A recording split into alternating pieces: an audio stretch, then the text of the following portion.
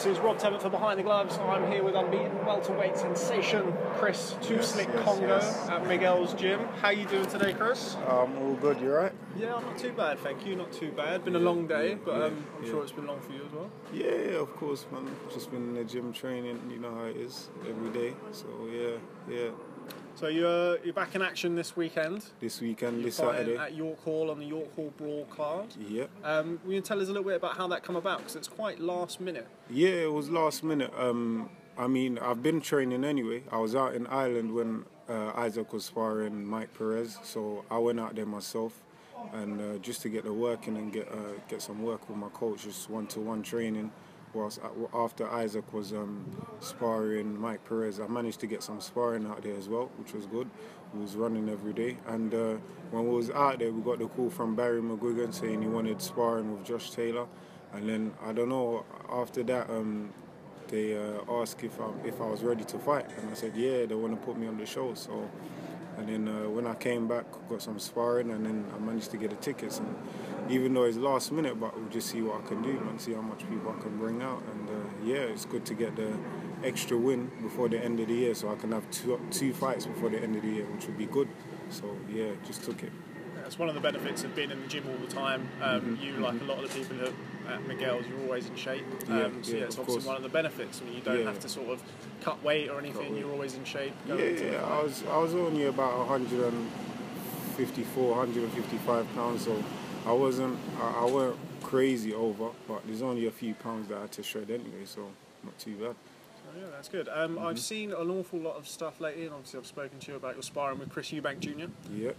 Chris Eubank Jr. is obviously fighting for, he's fighting in the super middleweight World Boxing Super Series. You're a welterweight. So how has that been for you, giving up that much weight to a guy called like Chris Eubank Jr.? It was good sparring. Like I say, every time I go there, I know what I'm in for. I know what him and his coach are looking for. They don't just spar me, they spar other guys, but I mainly think they like to use me for my speed and skill, purely based on that. So I think it's good for him as well to mix and match. He might spar someone twice, 3 times as strong as himself. You see him sparring heavyweights, then you see him sparring someone lighter like me at welterweight. So yeah, I think it's always good as well for me to mix and match with people. I spar, well, there ain't many welterweights in Miguel, so everyone I spar is either light middle or middle, sometimes light heavy. I mix it with anyone, so yeah, it's always good. How's that beneficial for you as somebody who's 147, going into the ring with a 168-pounder or, middleweights, other fighters that you spar with? It benefits me a lot. Just remember, once they put their weight on me in the ring, I get tired very quickly, so I have to maintain that, use my speed, not try to get as close to them as possible, and really and truly don't want to be there with them because they're already stronger than me. So my aim is to build on my skill, use my jab, move in and out, so it's all good for me.